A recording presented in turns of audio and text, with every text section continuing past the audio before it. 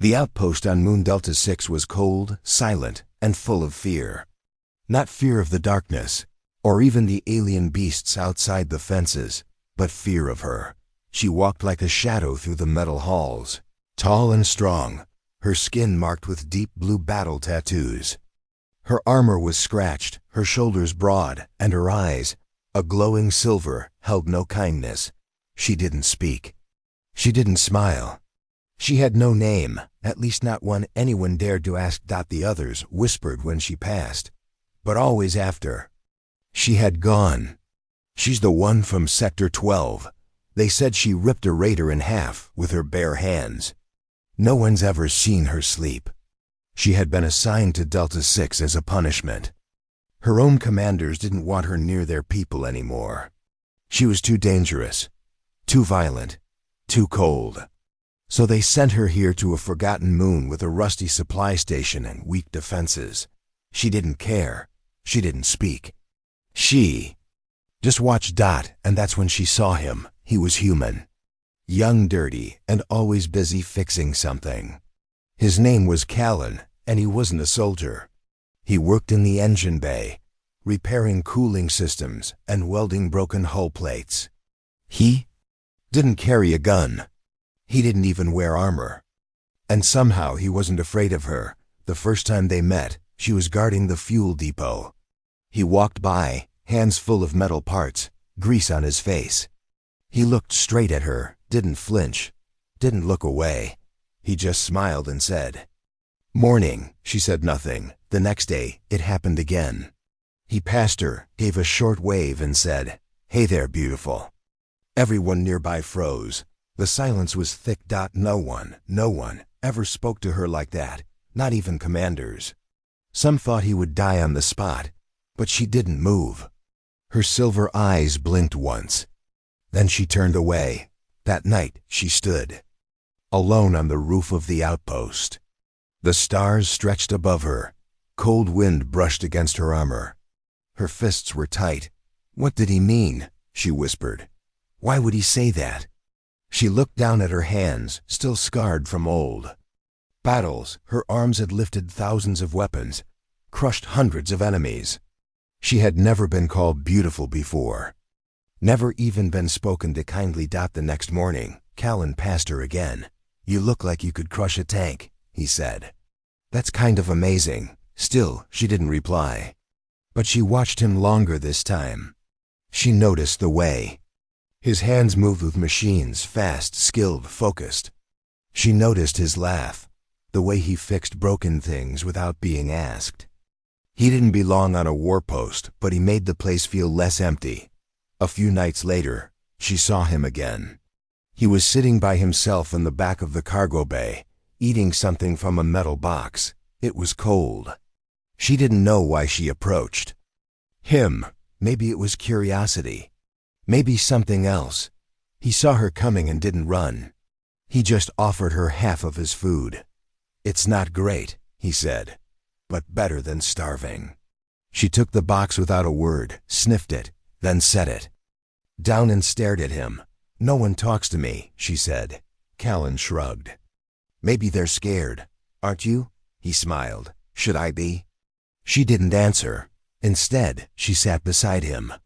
For a moment, neither of them spoke. The sound of distant machines filled the silence. Finally, she said quietly, "Why did you call me beautiful?" He looked at her, not laughing, not teasing. "Because you are," he said. "Not just outside. The way you move, the way you watch, the way you don't back down.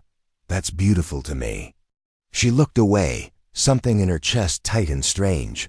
Later that night, she stood again on the roof. This time she didn't feel the cold. Her hand rested on the food box he gave her. Her heart beat harder than she was used to. Her mind, always focused on survival and combat, was now confused about why would a human say something like that? Why didn't she kill him for it? She remembered a time long ago before the battles, before the war, when she was a child and someone had once held her hand. She thought that part of her was long dead, but tonight something stirred, And far below, in the engine room, the human, named Callan, was laughing with another crewman, his voice soft and full of life. She listened to that sound until morning. The warrior didn't dream like others. Her sleep, if it came, was cold and empty. But tonight, something pulled her deeper. A sound, a scent, a word, beautiful. She opened her eyes with a jolt. Her quarters were dark, small, silent. She sat up, heart pounding harder than battle ever made it beat. The word echoed in her head again and again. No one had ever called her that. Not her parents, not her people, not even the elders who gave her the name they later erased. They had once called her Shiranath, child of flame. But that was before the attack, before her world turned into a sea of fire. She had been 5 cycles. Old when her city burned. Tall glass towers turned to dust, the sky raining black ash. She remembered screaming, running barefoot through molten streets, pulling her little brother behind her until a wall fell and crushed his hand. He didn't make it. She never cried. Crying was punished. Weakness meant death. Soldiers found her. Days later. Not the kind who saved people, but the kind who trained orphans into weapons. They carved symbols into her back, taught her to break bones before she could read, and said, "Love is for the useless. You will never need it." And she believed them. For years she believed them. Until Callan smiled at her, the next morning. She didn't report to the guard station right away. Instead, she stood in the hallway outside the maintenance deck, arms crossed, eyes sharp. She was watching him. Watching the human. He knelt beside an engine coil, humming something under his breath. Not a battle song, not a war cry, just a simple tune. Peaceful, soft. His tools clinked and sparked, but he stayed calm. His hands were fast but gentle, moving like he trusted the machine. No armor. No gun, just grease and humming in that smile. She didn't understand him. He wasn't strong. He wasn't trained. But when others looked at her with fear, he looked with curiosity. Maybe even something more.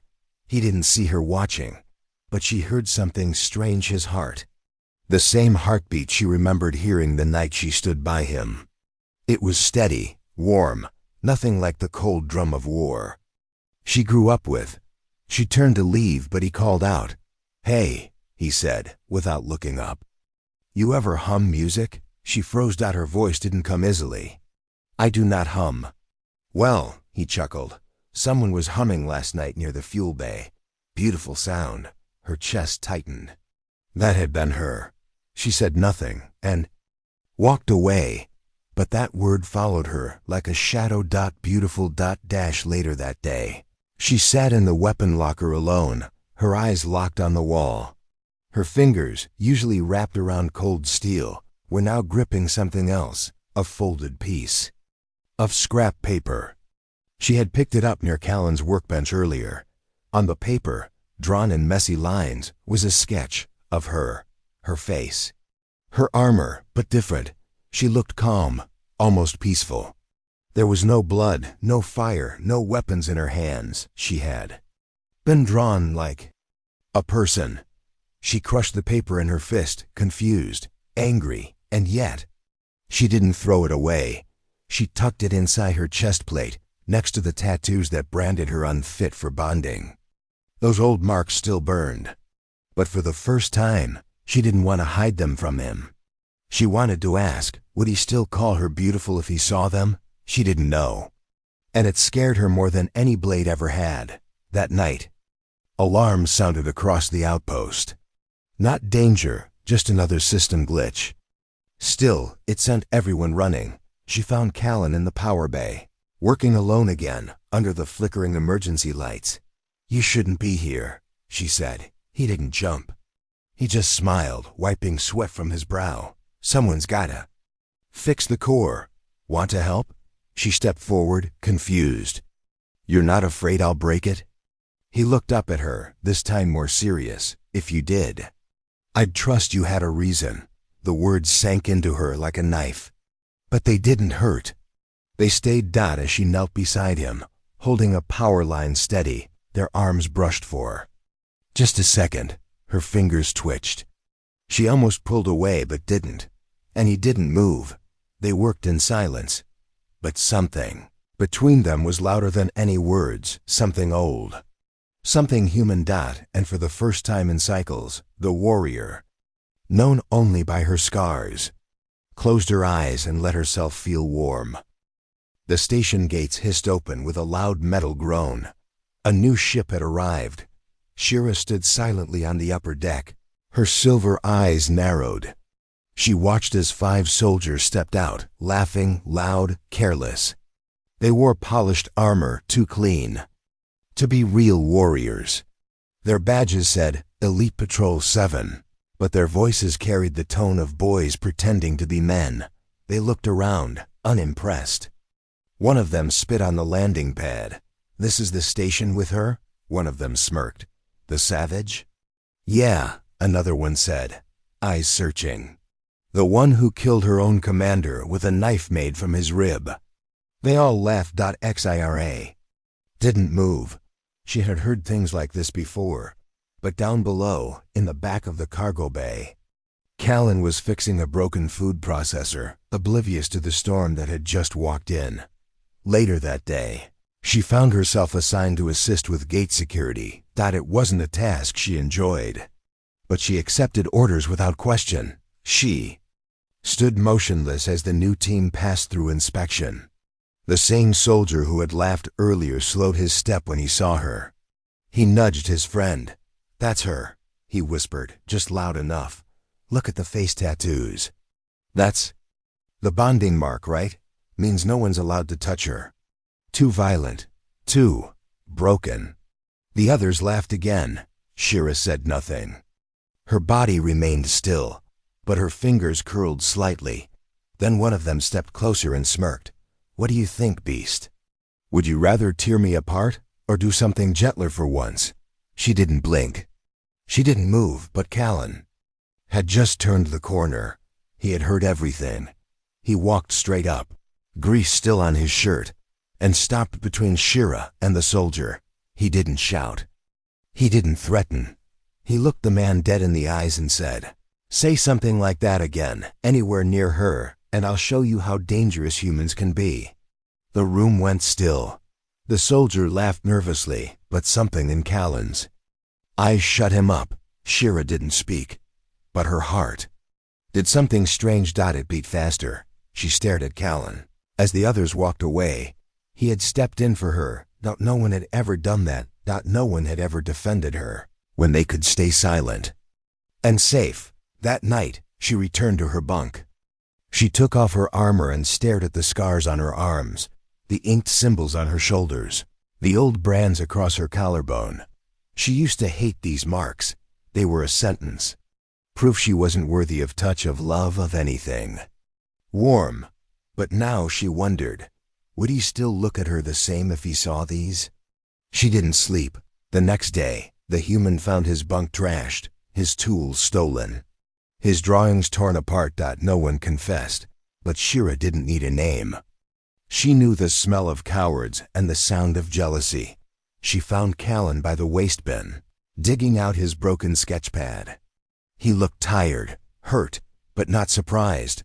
They didn't like what I said, he murmured. Didn't like that I stood up. He sighed and sat down. Shira walked over slowly, then knelt beside him. She didn't speak. Instead, she unhooked a small pouch from her belt, inside his tools. Every last one. Cleaned. Repaired. He looked at them, stunned. How did you? There was blood on them, she said quietly. Not yours. Callan stared at her, and for the first time, she didn't look away. You didn't have to do that, he said. I know. But you did. She nodded. A pause. Then he whispered, You don't have to protect me.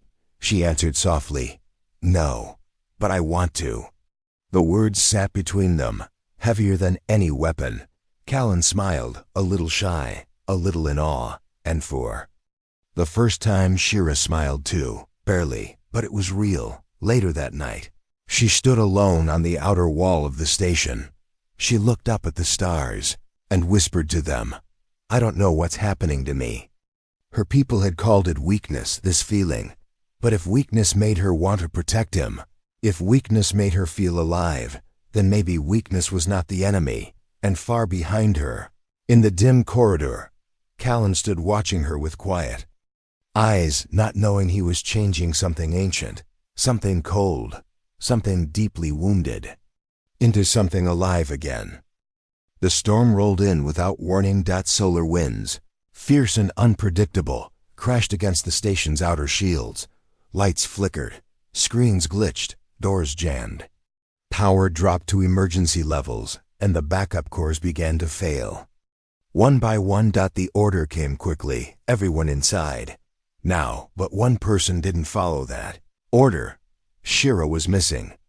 Callan noticed first. He looked around, confused. Then he grabbed a thermal jacket, lit a torch, and ran into the storm. The wind screamed through the broken corridors, biting at his skin. Cold needles of static stung his arms. He passed the guard post, the fuel bay, the comms tower. No sign of her. Then he saw movement on the outer deck. Through the swirl of frost and red warning lights, she stood alone, Shira, the warrior. Her armor shimmered in the cold, her hands bare, arms wrapped tightly around herself. She didn't tremble, but her eyes were closed, lips moving in silence. Callan stepped closer, shielding his face from the wind. "What are you doing out here?" he shouted. She didn't answer. He moved beside her, heart racing, confused and worried. She finally spoke, voice quiet, like the wind didn't deserve to hear her words. "I used to stand like this as a child.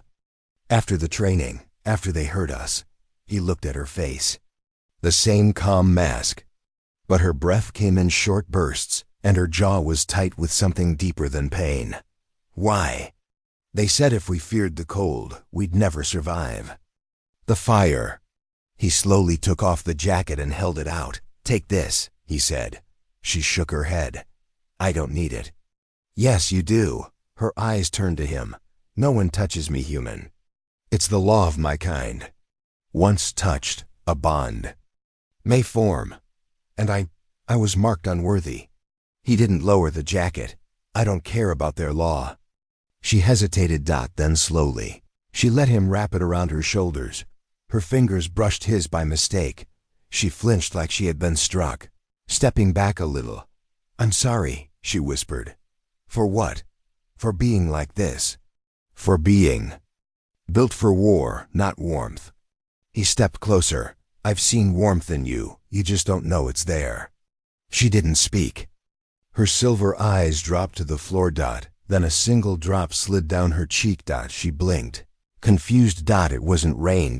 It was warm. A tear. Her first. "I haven't cried since my brother died," she whispered. "I buried him with my own hands when I was small. I told myself warriors don't cry." Callan gently reached out and brushed the tear away. She didn't stop him. Instead, she looked up at him and asked, almost in disbelief, "Why do you call me beautiful human?" His voice didn't shake. "Because you are." She let that answer hang in the air, like a truth too sharp to touch. Then she turned away and walked back toward the building, the jacket still around her shoulders. He didn't follow. He just watched her, this warrior, this stranger, this scarred symbol of survival, disappear into the warm glow of the station lights, carrying something new on her back. Hope. That night, Shira stood in her room, staring at her reflection. She reached up and touched the place where his hand had been. Her skin still felt warm. The old scars, the branding, the shame, they were still there. But tonight, she didn't see a monster in the mirror. She saw someone learning to feel. And when she closed her eyes, she didn't see fire or war. She saw him. She saw Callan. And her heart, once cold and quiet, beat again with something that had no name in her language. But in his, it might have been love. The transfer order came in the morning. A gray slip on a clipboard. No warning, no ceremony. Just a cold decision from someone far away. Callan was being reassigned. 3 days from now. He would board the supply cruiser to Station Orel 9, a place known for its endless engine repairs and zero risk of attack. Safer, quieter, LONELIE, he found out during lunch break. Someone tossed the paper at him and said, "Guess they finally noticed you're too soft for this dump." He didn't smile. He just folded the paper and stared at it. Across the room, Shira stood in the shadows watching. That evening, she approached him in the hallway outside the comms deck. "You're leaving," she said, not a question, just a statement. He didn't lie. "Orders came this morning. I didn't ask for it." She said nothing for a long time. Then her voice dropped lower. "Is it because of me?" He looked at her, really looked. No, and also yes. She flinched. "They think I've gone soft," he said, "because I spend time near you. Because I don't treat you like a beast." "You haven't," she whispered.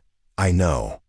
They stood in silence, the corridor lights humming quietly above them. Then she stepped back. "Then go," she said. "That's what your people do. They leave when they're done." She walked away before he could answer. The next day she didn't speak to him. She didn't eat. She didn't return to her usual post. Instead, she stood outside for hours, under the pale blue sky, staring at nothing. Old voices echoed in her mind. Harsh, brutal voices from her training days.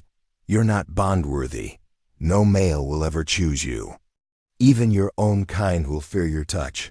And now, here was a human who had touched her and didn't flinch. Who had seen her cry and didn't walk away. Who had called her beautiful and meant it. Her fingers trembled. She opened her armor plate and pulled out the old sketch he had once drawn. It was wrinkled and bent now, but the lines were still there. Her face, soft, peaceful.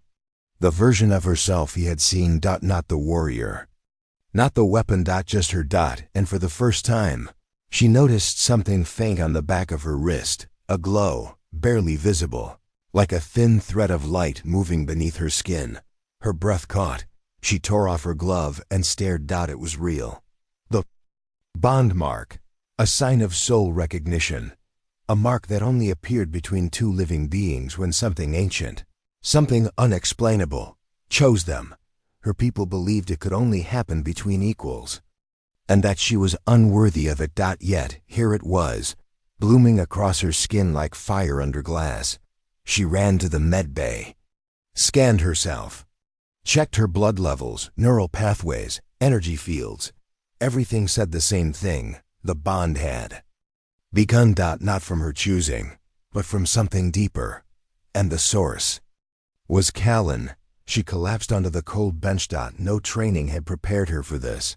Weapons, pain, war, yes, but not connection, not warmth. Not the fear of losing someone you never thought you could have.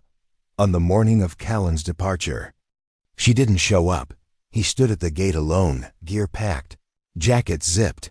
He waited. Hoped. But she never came. Just as the gate opened, a low-ranking officer handed him a folded note. "She left this in the control room," he said. Didn't say anything. Callan opened the note. There was no message, just a drawing. It was him, sitting on a bench laughing, his eyes full of light. Drawn by an uncertain hand. But he knew who had done it. He closed the note, his throat tight, and walked onto the transport, far away, hidden in the shadows of the observation dome. Shira watched the ship rise. Her hands were clenched. Her chest was hollow, but her bond mark still glowed, and she couldn't stop the whisper in her mind. "I am already his." She sank to her knees, fists shaking, her voice breaking for the first time in years. "I can tear metal in half. I can stop a ship with my body, but I couldn't tell him to stay." And somewhere in the stars, a transport carried a human man who didn't know he had just changed the fate of a warrior feared across 4 systems, because he had loved her, without needing permission. The attack came without warning. 1 minute, the sky above Delta 6 was quiet. The next, it cracked open with fire. Unknown ships dropped from orbit, black and spiked, firing plasma bursts that tore through the outer wall. The first explosion shook the entire station. Screams followed, then alarms. Then silence. Shira was already on her feet. She grabbed her blade, bolted through the hallway, and saw the smoke rising from the gate. Her eyes searched instinctively for one face, but he was gone. He had left. She was alone again, or so she thought. Distress call crackled through the damaged speakers.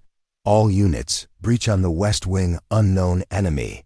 Multiple hostiles repeat, multiple hostiles. The second explosion hit the command tower. Debris fell like rain. Soldiers panicked. Some fought. Others fled. But Shira ran straight into the fire. She didn't hesitate. She didn't fear. This was the world she was raised in: war. Blood, survival. She moved like a shadow through the chaos, striking with precision, her blade slicing through armor and bone. The attackers weren't ordinary raiders. They moved like assassins. Silent, fast, coordinated. They had come for something. Or someone.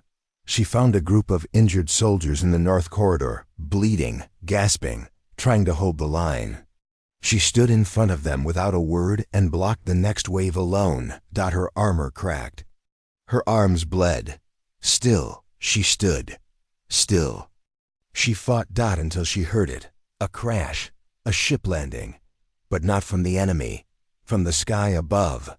Another transport broke through the clouds, smoke pouring from its side.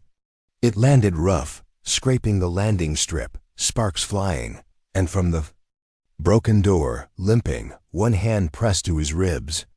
Callan stepped out. She froze, even as plasma. Fire lit the sky. Even as blades came for her throat. She froze. He was back. He shouldn't be here. And yet he was. He ran toward her, eyes wide, breath ragged. "I got the message," he shouted. "I heard what was happening, couldn't just stay away." He didn't say it, but she felt it. He came back for her. Her heart roared louder than the weapons around her. But so did danger. One of the attackers turned, saw him, aimed. "No," she whispered. She threw herself forward, blocking the bolt, taking it in the side. She didn't fall. She kept going. She reached him, grabbed his jacket, and pulled him behind cover. "You idiot," she snapped. "You should be gone." He looked at her, blood on his lip. "I couldn't leave you." She didn't answer. She didn't need to. The light on her wrist was glowing, now brighter, hotter. It raced through her veins, across her chest, pulsing at the center of her bond mark. Callan saw it. He blinked. That wasn't there before. She didn't deny it. "You caused it," she said. Then she stood, walked into the fire again, and this time she didn't fight like a soldier. She fought like someone who had something to protect. The attackers didn't stand a chance. Her body moved with strength they had never seen. Her blade bent light itself. Her scream shook the floor. Callan, barely conscious, watched her fight with awe, not as a weapon, not as a beast, but as his. By the time the smoke cleared, she stood at the center of a ruined hallway, breathing hard. Blood dripping from her armor, body scorched but alive, alive. Because he had come back, and because something inside her had changed forever. She walked to where he had fallen, kneeled beside him, pressed her forehead to his chest, and whispered, voice shaking, "You came back for me." He opened his eyes, just barely. "Of course I did." She didn't speak again, but her bond mark flared, and the warmth it gave off melted the frost inside her. Later, when the medbots came and the station was quiet again, Shira sat beside his bed. She didn't wear armor.